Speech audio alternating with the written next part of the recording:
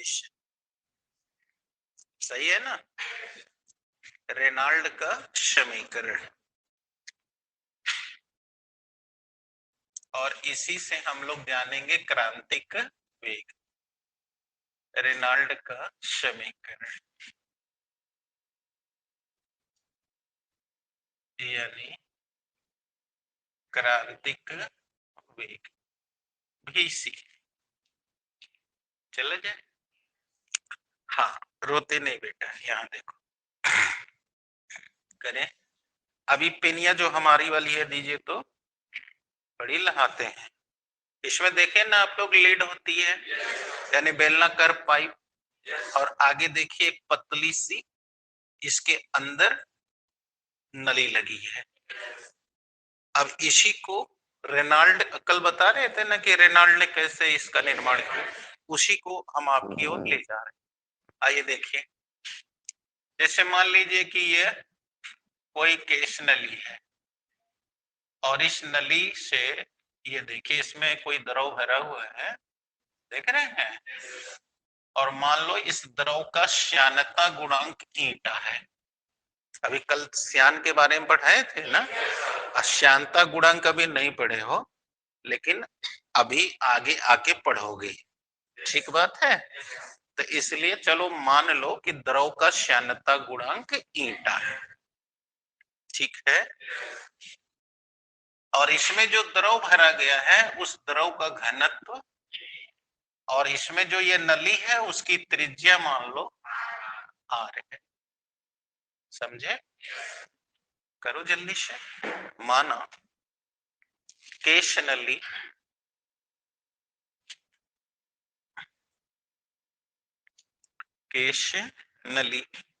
की त्रिज्या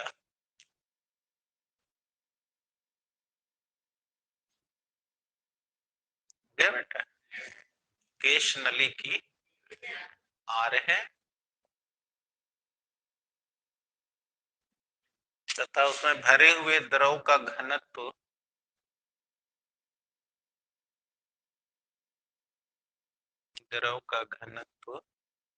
D है।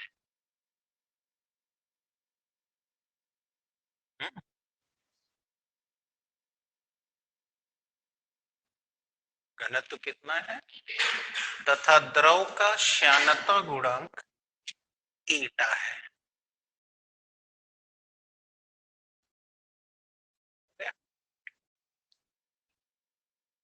चलिए बेटा, तो यदि इस द्रव का क्रांतिक वेग VC हो,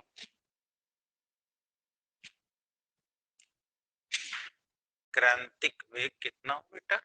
VC हो, यानी क्रिटिकल वेलोसिटी। हो गया? अब याद रखना, ये क्रांतिक वेग द्रव का लग रहा है, वो वाला जो ऊर्ध्वाधर वृत्त वाला पढ़े थे वो ठोस के लिए था। तभी नहीं कि ठोस का सवाल है तो द्रव का सूत्र घुसा दे।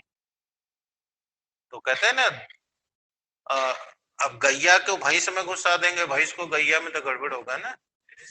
कहते हैं ना, साढ़ में भाड़ दही में मूसर। तो ये सुने होंगे कहानी, तो इसको ध्यान रखो। द्रव का सूत्र द्रव में लगाओ, ठोस का सूत्र ठोस में लगाओ। ये थोड़ा नहीं कि क्रांतिक वेग आ गया तो बस कत्तों घुसा देंगे, तो ऐसा नहीं है, ठीक है। तो ये बात रेनॉल्ड ने कही, कहा कि अगर इस द्रव का क्रांतिक वेग कितना हो, VC हो, तो ये निम्न बातों पर निर्भर करता है। निम्न बातों पर निर्भर करता है।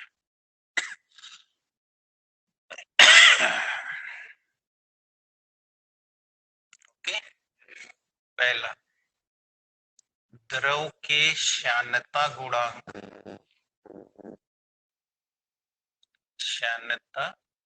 गुणांक ईटा पर, देख लो ईटा पर।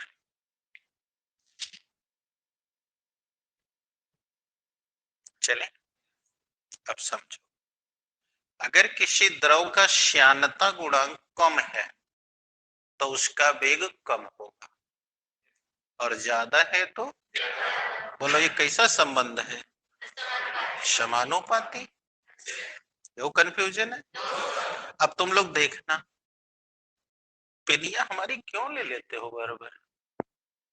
अब देखो इसमें जेल वाला अगर रिफिल लगी है मान लो, तो देखे होगे उसका श्यानता गुणांक अधिक होता है, वो स्याही हाथ पे आ जाए तो लगेगी बहने। एक स्याही डार्ट पेन वाली है, वो देखना उसका श्यानता गुणांक कम होता है, जहां गिरेगा वहीं जम जाएगा, फ्लो नहीं हो पाता। सही है ना, दिक्कत होगी। तो इसका मतलब कि द्रव का श्यानता गुणांक पर डिपेंड कर रहा है। कैसे बेटा, समान हो, कम तो कम, ज्यादा तो ज्यादा। तो बोलो Vc proportional to eta, equation number first. अब आओ दूसरा किस पर डिपेंड करेगा। दूसरा बेटा डिपेंड करेगा केश नली की त्रिज्या, यानी जो नली लगी हुई है उसकी त्रिज्या आर पर। देखो ये कैसे करेगा। आप में से कितने लोग पाइप देखे हैं पानी वाली, सच्चो। अब हमारे तरफ देखो और बताओ, अगर देखे हो तब, जो झूठ बोला होगा ना तो पिटाई वो करेगा। तो पिटाने के लिए तैयार होगी बताने के लिए। अब देखो ये पाइप है प्लास्टिक की, पानी गिर रहा है। अब अगर हम इसका मुंह दबा दें तो बोलो ये पानी तेज फेंकता है ना कि नहीं फेंकता है, फेंकता है।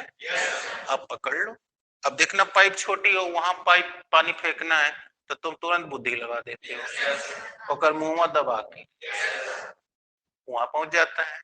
अब इस घटना में देखो तो जब ऐसे मुंह दबा दिए तो त्रिज्या कम हो गई, तब वेग बढ़ गया।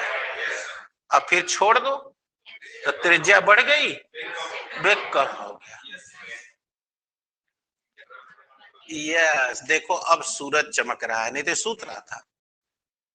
तो ये देखो फट से बता दिया, व्युत्क्रमा नोपाती। समझ में आया, नहीं तो काट देंगे, बता रहे हैं।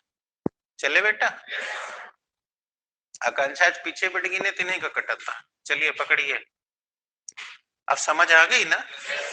तो अब आप समझ गए, पेनिया फिर ले लिया इस। देखो एक एक रिफिल निकाल के देखना तुम लोग, इसका ज्यादा होगा, और जहां ले देखो इस स्याही निकल रही है वो कम है। हमारे पेन में देखो, हम तुम्हारा नहीं लेंगे पेन, देखो हमारा पेन देखो इतना मोटा है कर व्यास, अजाले स्याही निकल रही देखो इतना, है कि नहीं। ये थ्योरी है। अभी जब कल पृष्ठ तनाव पढ़ा रहे थे तो हम उल्टा बतिया रहे थे कि बोरिंग में नीचे वाली पाइप पतली और ऊपर वाली पाइप मोटी। ऐसा क्यों, तो कल हमने उसका तर्क आपको दिया था पृष्ठ तनाव से, तो उसका थ्योरी अलग है, ये उसकी थ्योरी नहीं लग रही है। That's clear. तो बेटा जो क्रांतिक वेग है वो त्रिज्या के व्युत्क्रम। हाँ, अब तीसरा देखो किस पर डिपेंड कर रहा है। तीसरा द्रव के घनत्व पर, द्रव के, हाँ बेटा द्रव के घनत्व डी पर। देखो यहाँ घनत्व डी लिखे हैं। अब जानते हो अगर घनत्व कम रहेगा तो फ्लो ज्यादा होगा, और अगर घनत्व ज्यादा रहेगा फ्लो कम हो जाएगा। आया बेटा। तो बोलो ये भी व्युत्क्रमानुपाती है, तो व्युत्क्रमानुपाती। तो अब देखो इसमें जितनी डाटा ली गई थी सब पर डिस्कस हो गया, तो अब बोलो इन सबको एक लाइन में लिख दिया जाए। तो इसलिए बोलो Vc proportional to eta upon RD लिख सकते हैं। देखो ये समानुपाती है, ये दोनों व्युत्क्रमानुपाती।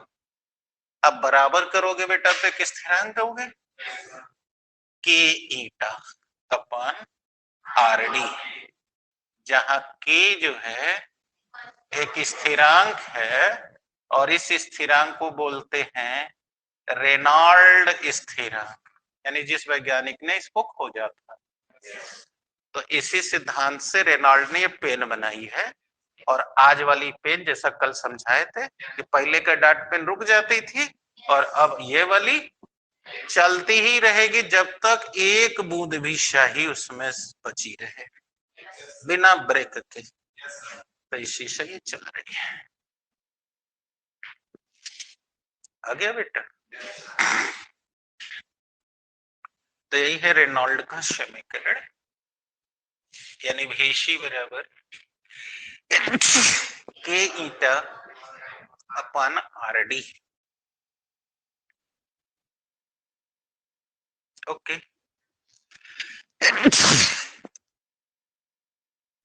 अभी कल मैंने द्रव के अणुगति सिद्धांत बताते हुए आपको बताया था कि किसी भी जगह द्रव को रख दिया जाए तो द्रव बहता क्यों है, याद है ना? तो अब हम उसी द्रव के प्रवाह पे जा रहे हैं कि द्रव कितनी तरह से बह सकता है। तो हेडिंग दीजिए द्रवों का प्रवाह।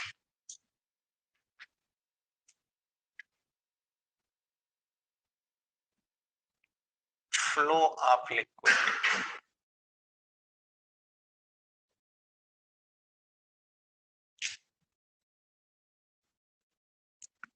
द्रवों का प्रवाह।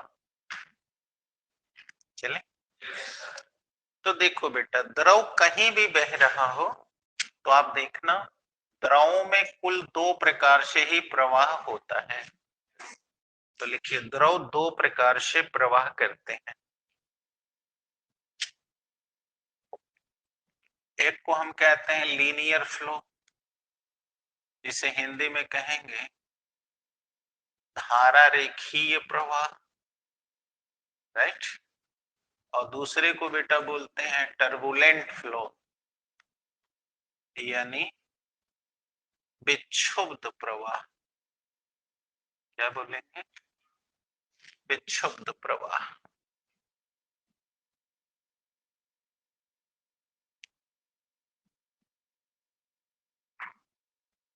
आया?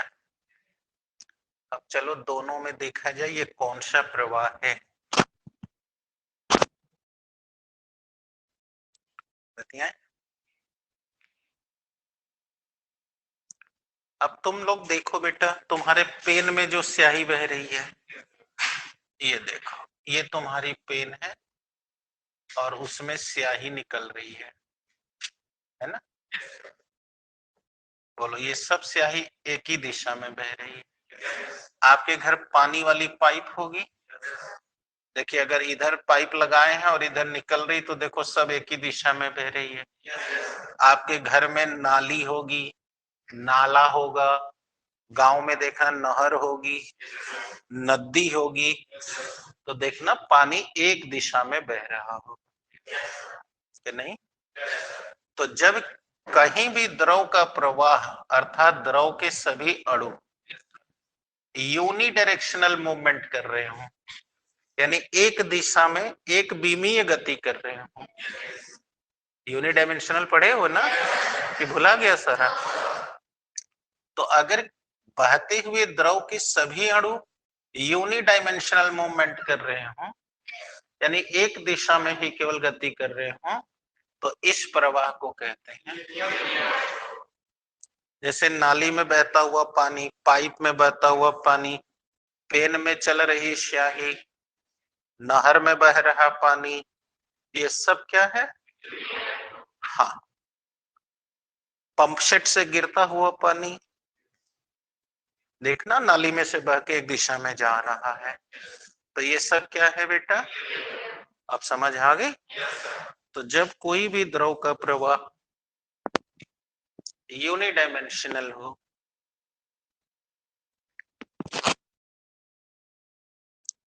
यूनिडायमेंशनल हो यानी एक विमीय तल में हो,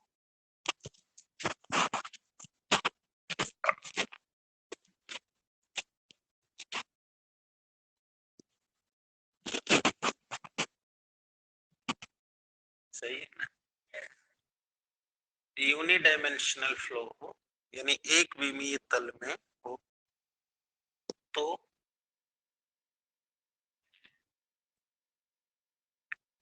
इसे धारा रेखीय प्रवाह कहते हैं।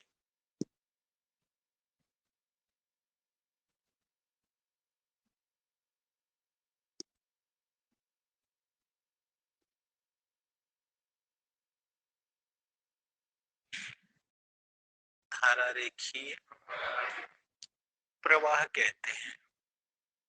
आगे भाई, that is called linear flow. अब सवाल उठता है ना बेटा कि ये फ्लो कब होगा, राइट है। अब ये आपके लिए कंपटीशन का पॉइंट होगा। तो अब हम आपको प्रतिबंध बता रहे हैं कि किस हालात में लीनियर फ्लो होगा। पकड़िए, देखिए आप इसी को देख लीजिए तो समझ में आ जाएगा। नाउ प्रतिबंध यानी restriction. What are the circumstances when the linear flow take place.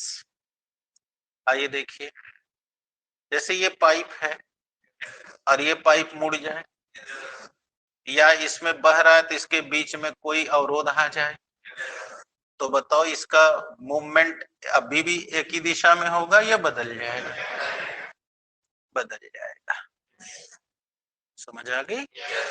इसका मतलब कि लीनियर फ्लो होने के लिए पहली जरूरत है कि उसके मार्ग में कोई भी अवरोध नहीं होना चाहिए, है ना जी।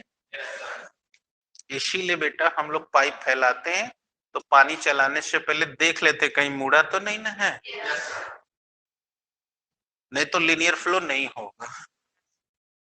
अब वो जो अवरोध होगा उस अवरोध के कारण उसकी दिशा बदल जाएगी तो वो पाइप फट जाएगी।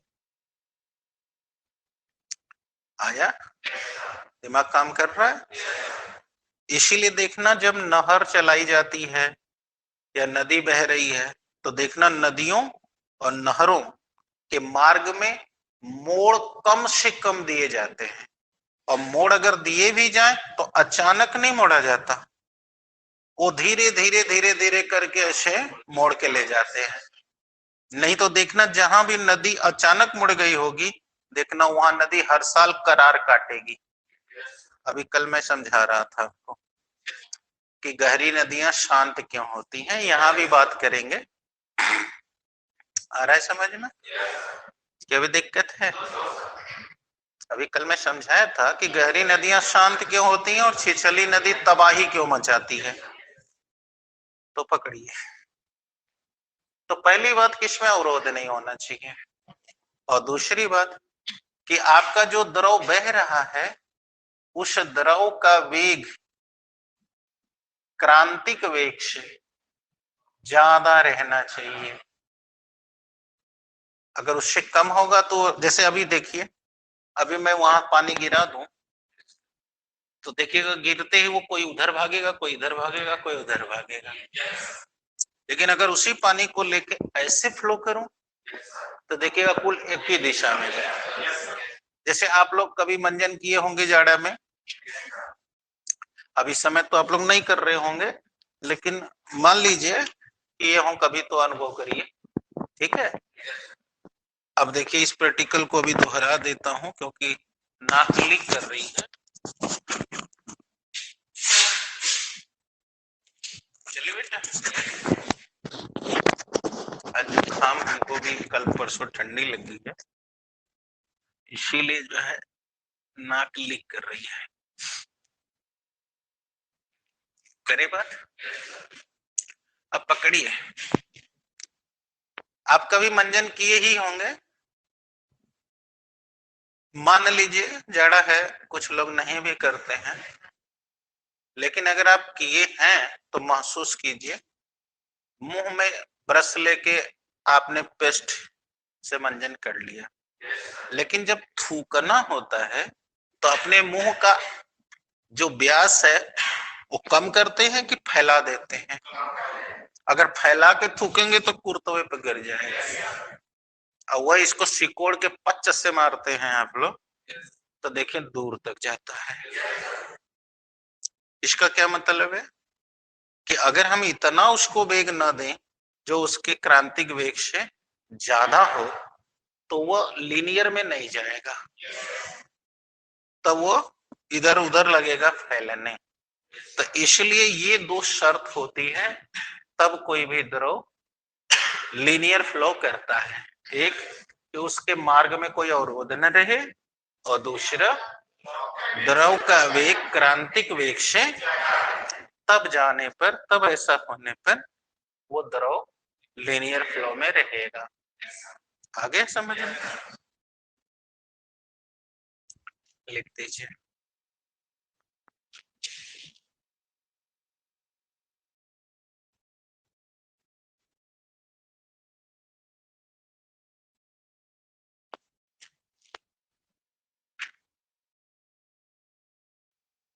हो गया। अब आइए दूसरा लेते हैं, टर्बुलेंट फ्लो।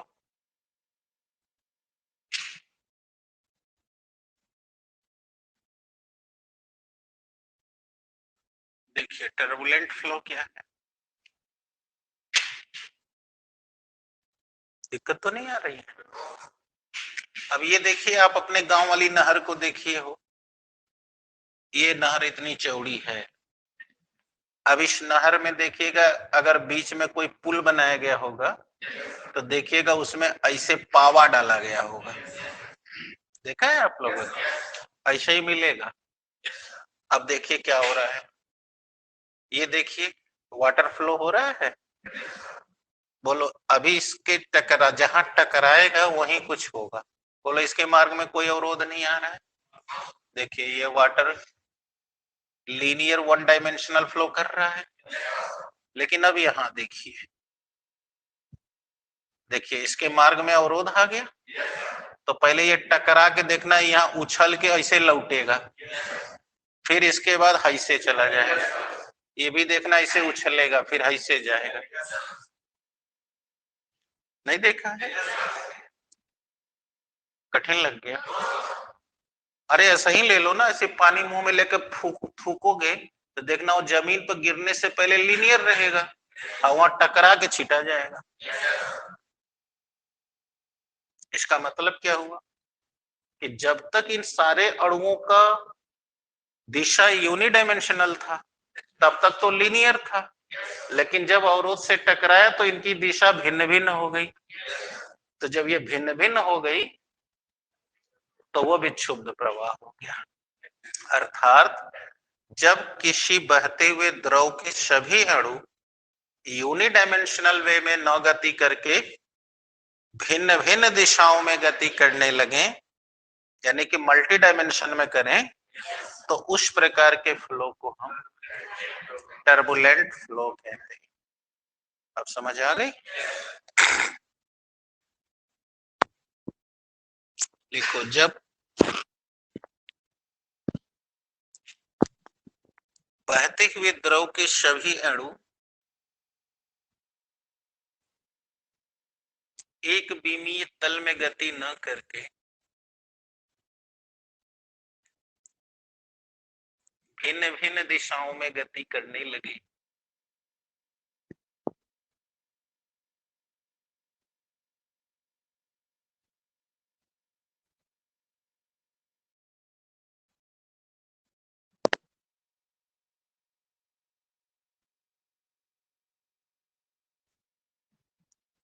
भिन्न भिन्न दिशाओं में गति करने लगे, तो उस फ्लो को टर्बुलेंट फ्लो कहते हैं।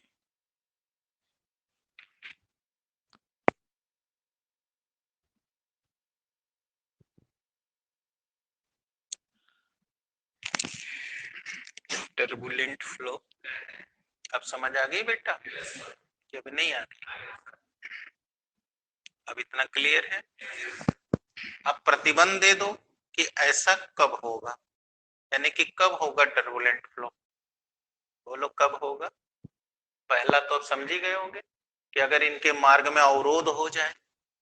अगर वो अवरोध नहीं होता तो नहीं ना होता ऐसा। तो पहला, यदि इनके मार्ग में अवरोध हो,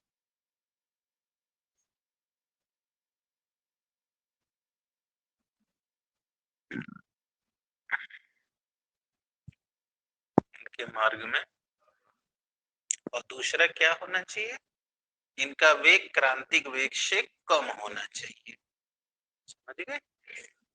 तब न रुकेगी वो, या उसकी दिशा इधर उधर जाएगी।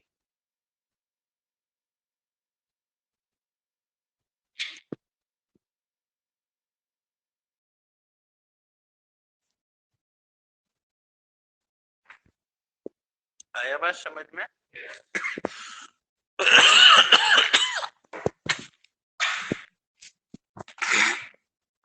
तो बेटा ये हो गया टर्बुलेंट फ्लो। बोलो कहाँ दिक्कत आ रही है? तो टर्बुलेंट फ्लो क्या है, लीनियर फ्लो क्या है, कंफर्म हो गया? वो लीनियर फ्लो था, वहां एल लिखा गया है, ये लीनियर है ना।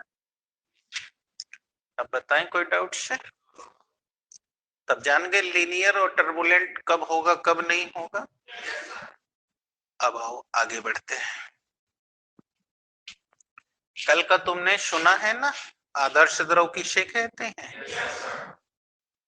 जब कोई द्रव अश्यान और असंपीड्य हो तब हम उसे आदर्श द्रव कहते हैं। अब ये सब चीजें को समझ चुके हो, इसमें कोई डाउट्स नहीं है। अब हम लोग द्रव के अविरतता के सिद्धांत की ओर बढ़ने जा रहे हैं, राइट है?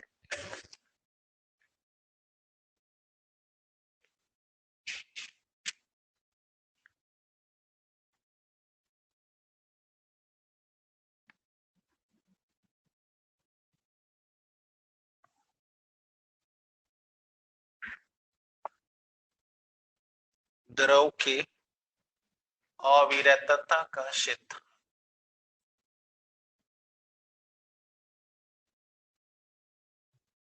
अविरतता का सिद्धांत यानी principle of continuity of liquid, द्रव के अविरतता का सिद्धांत।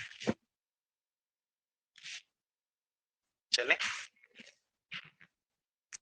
हम आपसे ये बात करने जा रहे हैं कि द्रव को अगर हम एक जगह से दूसरी जगह बिना रुके हुए अगर ले जाना हो तो कैसे ले जा सकते हैं, यही थ्योरी है। जैसे आपका पेन है या हमारा ये मार्कर है, अब हम लिख रहे हैं तो बोलो स्याही अपने आप यहां जा रही, अभी पिछले दिन पृष्ठ तनाव में समझा दिया हूं, लेकिन ध्यान से अब जरा सा देखो, क्या इसमें हमने पंपिंग सेट लगाया है, टुल्लू पंप लगाया है? ऐसे ही देखो, नहर नारायणपुर में चल रही है और तुम लोग के गांव के सामने से जो बड़की नहर आ रही है और वो वहां से चली जा रही है नरवन में, लगभग कुल मिला के 65-70 किलोमीटर जाती है। और देख लो कहीं पर भी कोई भी उसमें पंप सेट नहीं लगा है, तो आखिर वहां से वहां तक वो कैसे पानी जा रहा है? अब गंभीर हो गया विषय ना। तो देखा होगा कि बड़की नहर से पानी तुम्हारे खेत तक जाने के लिए पहले छोटी नहर में लाई जाती है, फिर छोटी नहर से तुम्हारे खेत में पानी ले जाने के लिए अब उसमें नत्थी लाई जाती है।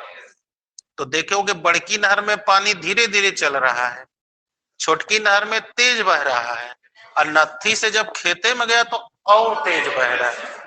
देखो कहीं पंपिंग सेट नहीं लगा हुआ है। इसी बात को इस वैज्ञानिक, और जब वो समझा तब उसने बताया, तब हमको बुद्धि आई कि हम नदी या नहर, नदी का पानी नहर में बिना पंप सेट के डाल के दूर तक ले जा सकते हैं।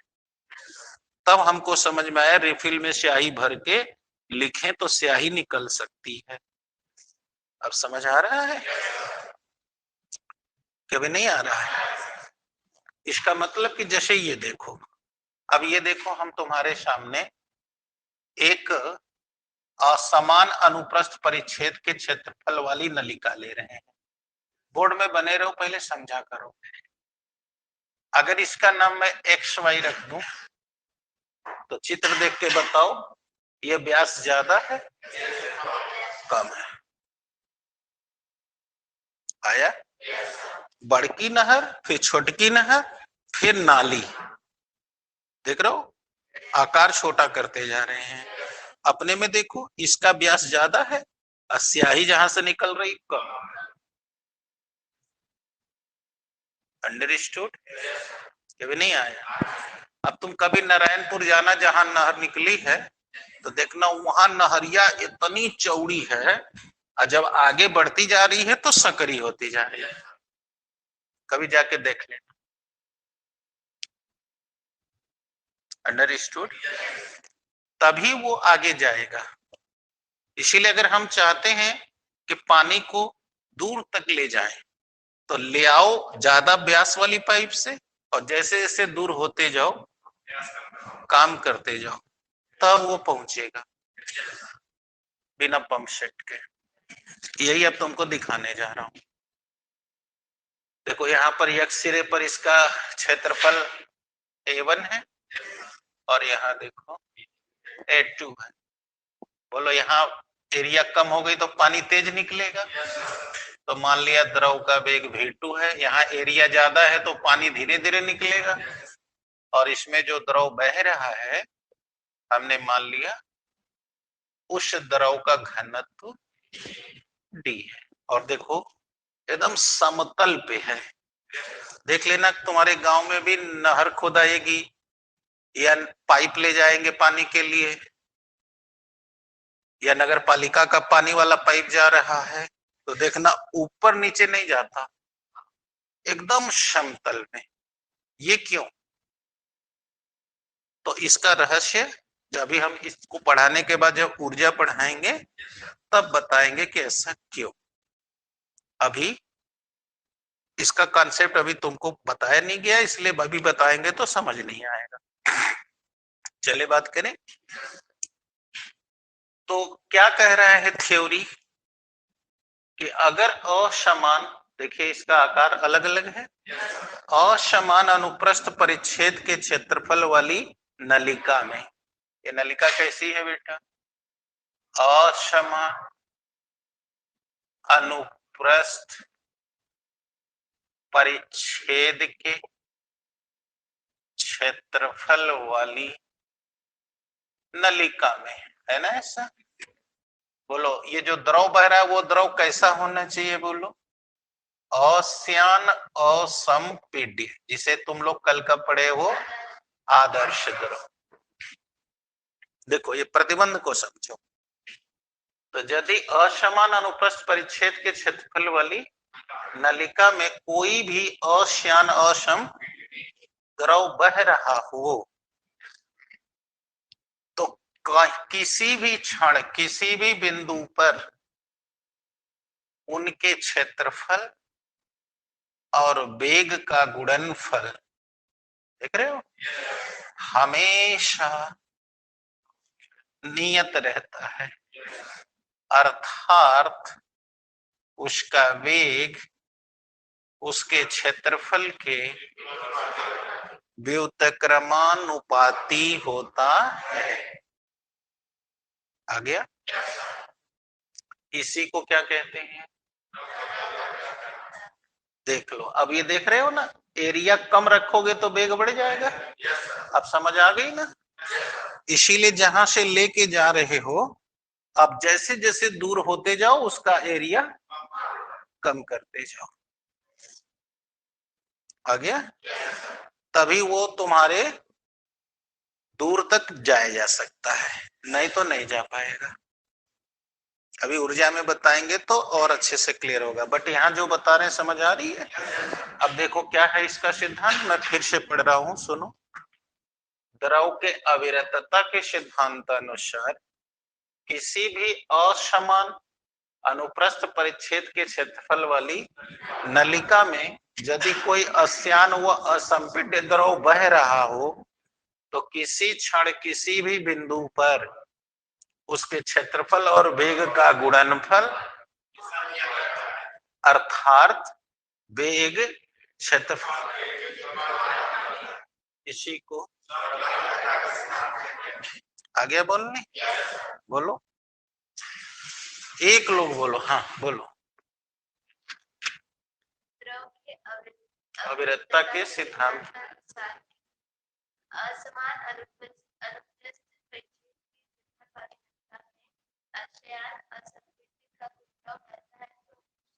किसी क्षण किसी भी बिंदु क्षेत्रफल और वेग का गुणनफल अर्थात क्षेत्रफल के आगे समझ में? लिखो, जल्दी करो।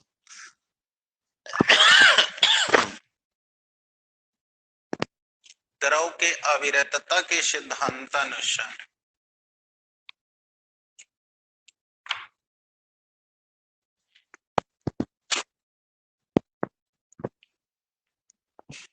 द्रव के अविरतता के सिद्धांतानुसार किसी असमान अनुप्रस्थ परिच्छेद के क्षेत्रफल वाली नलिका में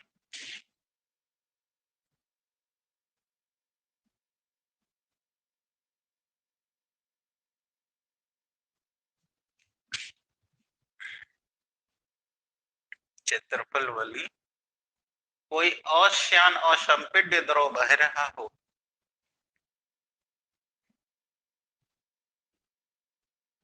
अश्यान असंपीड्य द्रव बह रहा हो,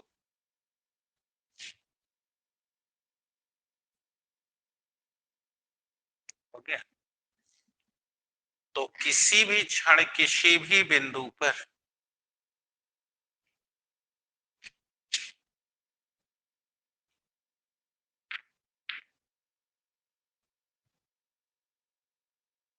किसी भी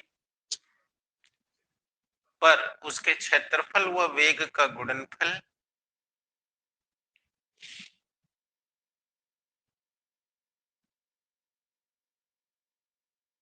वेग का गुणनफल हमेशा नियत रहता है।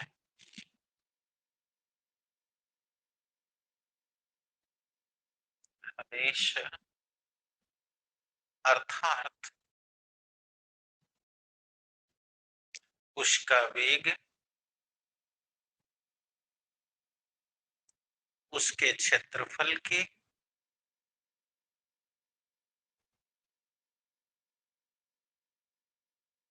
उसके बोलिए व्युत्क्रमानुपाती होता है।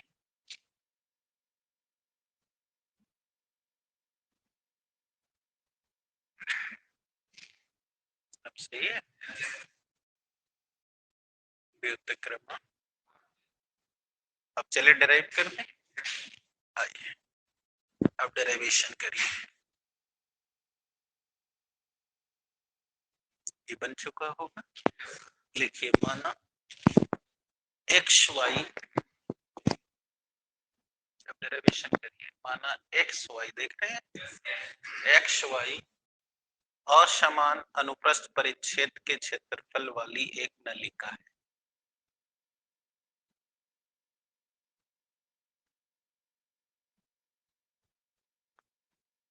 जिनके एक्स व वाई सिरे के क्षेत्रफल क्रमशः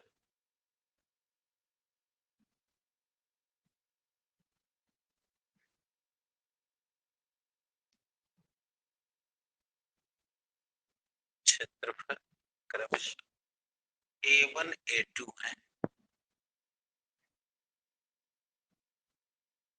तथा बहते हुए द्रव का घनत्व D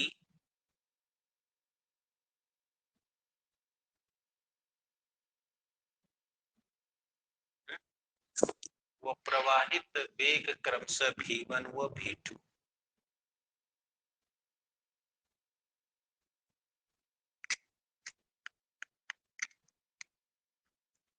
V1। आइए अब हल करते हैं। अब आप बताइए, जितना द्रव यहां से जाएगा, बोलो वही ना इधर से निकलेगा, कि इधर से कुछ और निकलेगा? इधर से डालो पानी, उधर से निकले तेल, ऐसा तो है नहीं। अब जो इसमें जाएगा वही उधर से निकलेगा। तो हम क्या करें, 1 सेकंड में यहां से निकलने वाले द्रव का द्रव्यमान निकाल लें और उतने समय में यहां से निकलने वाले का निकाल लें। तो दोनों बराबर होंगे कि नहीं, क्योंकि जो गया सो निकला। अब आओ देखो, 1 सेकंड में देख लो, समय 1 सेकंड लिए हैं। 1 सेकंड में एक्स सिरे से प्रवाहित द्रव का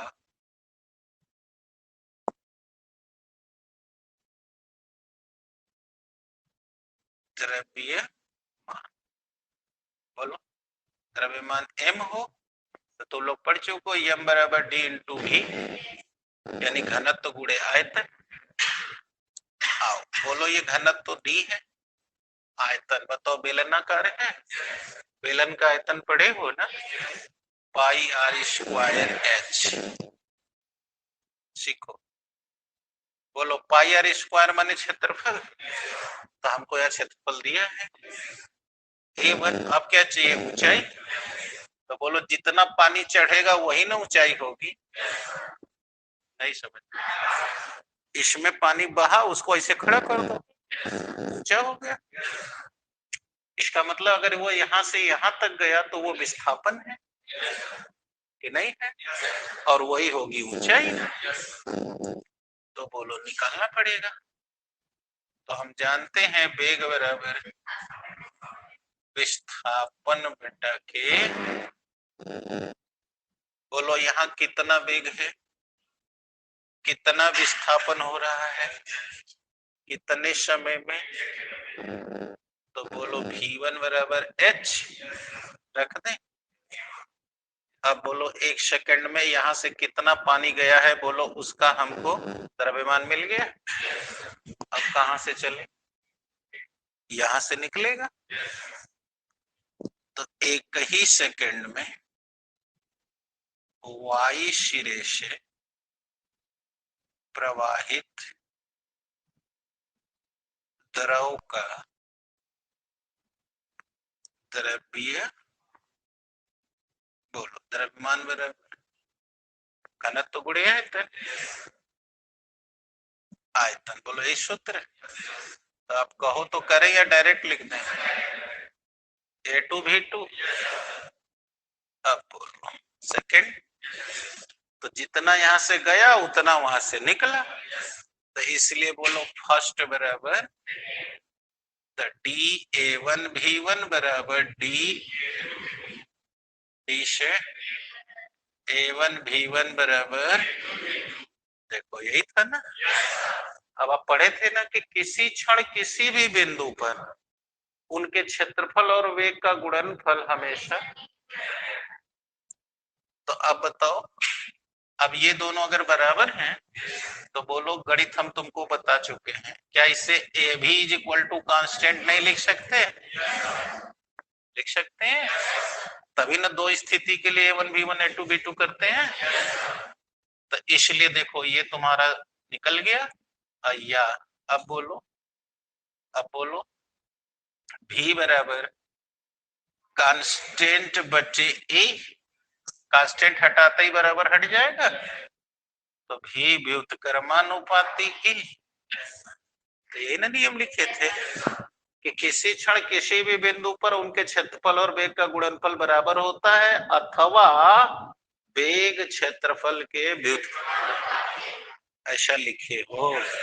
प्रूफ हो चुका है, प्रूफ हो गया सिद्ध। यही था द्रव के अविरतता का नियम।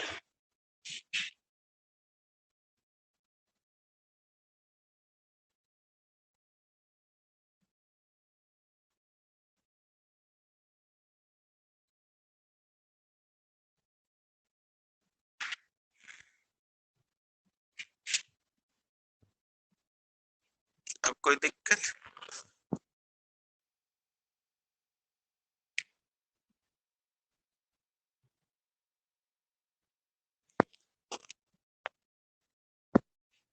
पूछिए पूछिए, परेशानी है।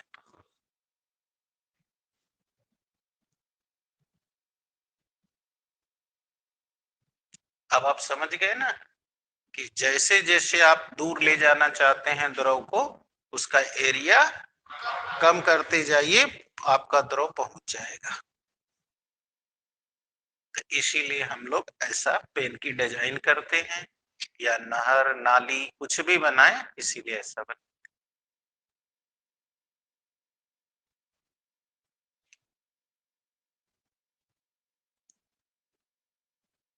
करें। बिठाएं बात को।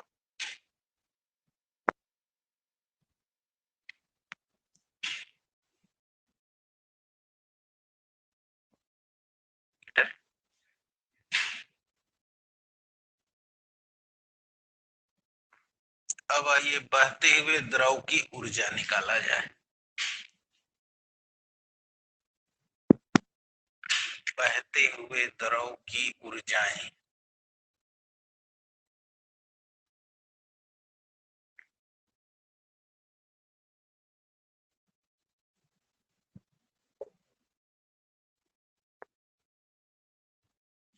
करें बात।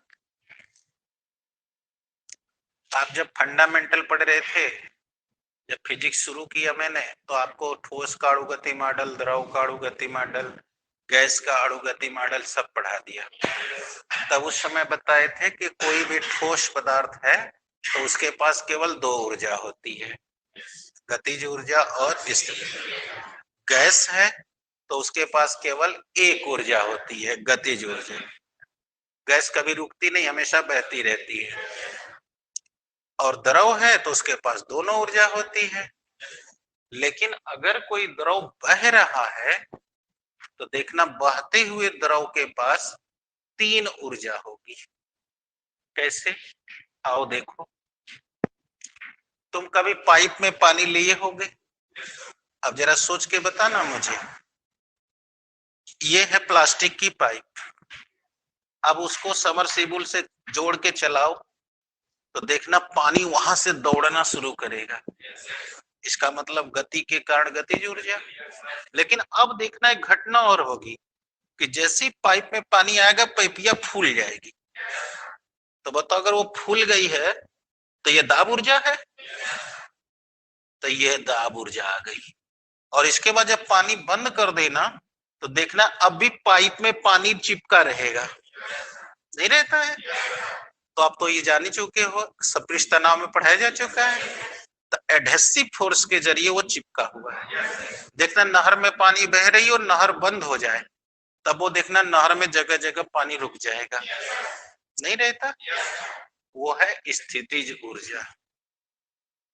इसका मतलब कि बहते हुए द्रव के पास तीन ऊर्जाएं होती हैं, गतिज ऊर्जा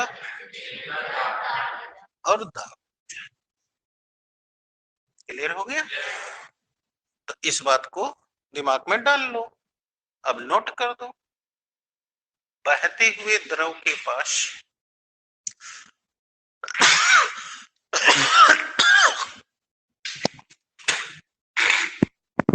बहते हुए द्रव के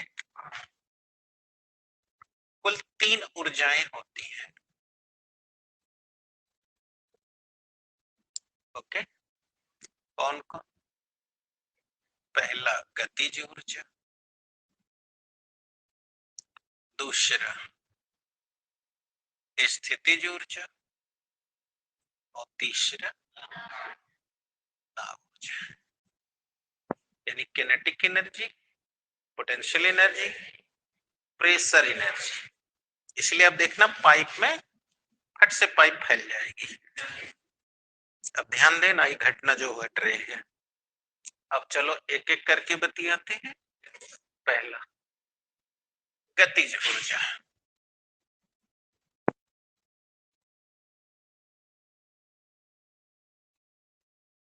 अब तुम सब जानते ही हो कि गति के कारण है ना जी, तो लिख दो। द्रव की गति के कारण उत्पन्न ऊर्जा को उस द्रव की गतिज ऊर्जा कहते हैं।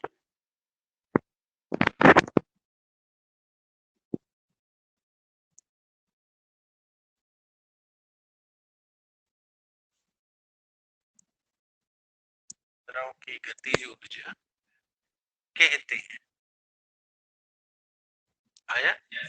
अब चलो इस पाइप में देखो, मान लो किसी जगह बहता हुआ जो ये द्रव है, देख रहे हो, उसका क्षेत्रफल a है और 1 सेकंड में वह यहां से यहां तक बह के गया। मान लो h विस्थापन किया और इसका वेग और इसका द्रव्यमान, तो पढ़े हो गतिज ऊर्जा हाफ mv स्क्वायर, नहीं पढ़े हो? अब आओ तो यही लिखते हैं। माना किसी नलिका में किसी स्थान पर उसके अनुप्रस्थ परिच्छेद का क्षेत्रफल a है।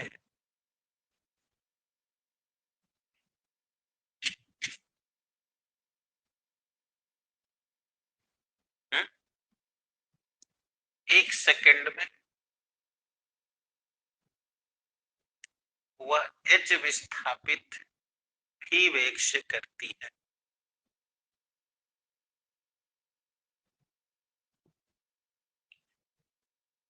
v वेग से करती है, ठीक है, v वेग से। तो यदि उसका घनत्व d हो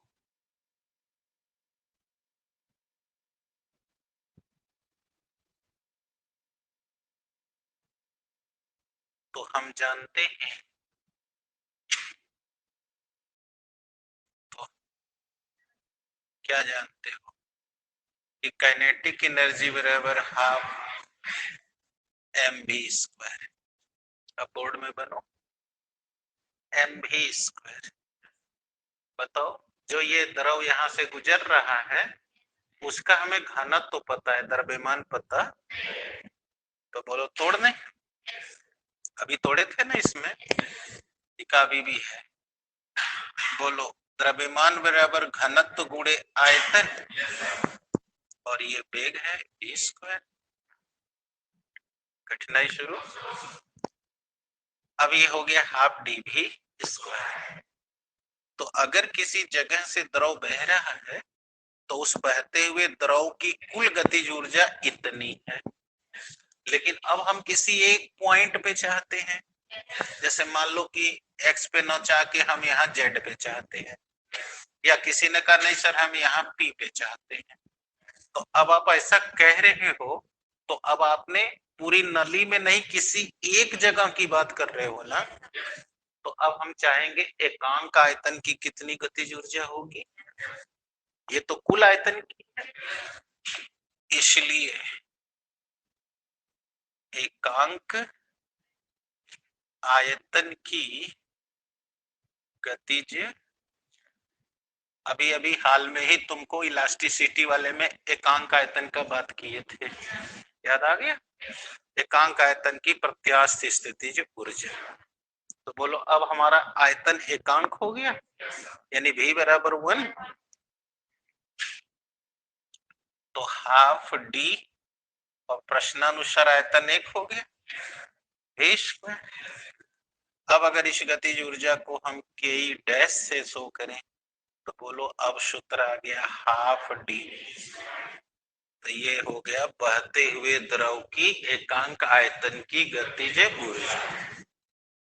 आ गया हाफ डी भी, जहां हाफ संख्या है, डी बहते द्रव का घनत्व है और वेग उस बिंदु का वेग है जहां से वो गुजर रही है।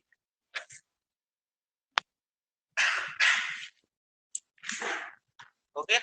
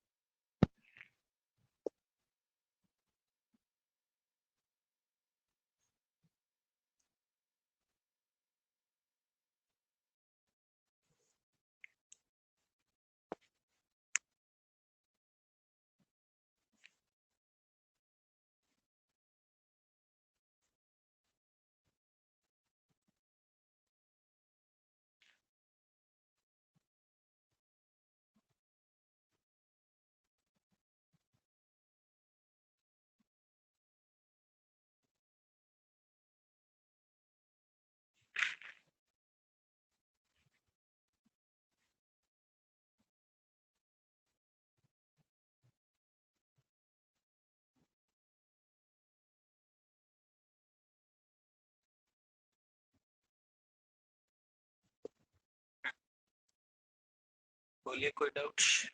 कौन क्या है नोट कर लिया? डी है द्रव का घनत्व और भी है उस स्थान का वेग जहां वो पूछ रहे, यानी भी वेग है। तो ये था बेटा गतिज ऊर्जा। आपने कहा था 3 है, तो आप दूसरी हेडिंग डाल दीजिए।